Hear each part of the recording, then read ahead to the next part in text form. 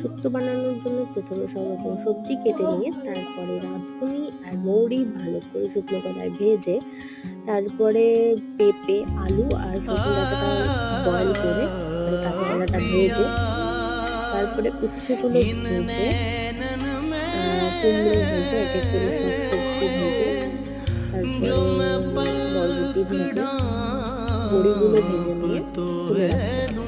তারপরে ওই তেলে পাঁচফোড়ন ফোড়ন দিয়ে সর্ষে, পোস্ত আর আদা বাটা দিয়ে ভালো করে নাড়াচাড়া করে নিতে হবে।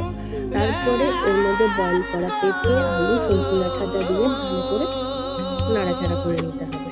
তারপরে ওতে দুধ আর সামান্য পরিমাণ জল দিয়ে ভালো করে নাড়াচাড়া করার পর ওতে ভেজে রাখা সমস্ত সবজিগুলো দিয়ে ভালো করে নাড়াচাড়া করে ফুটতে দিতে হবে।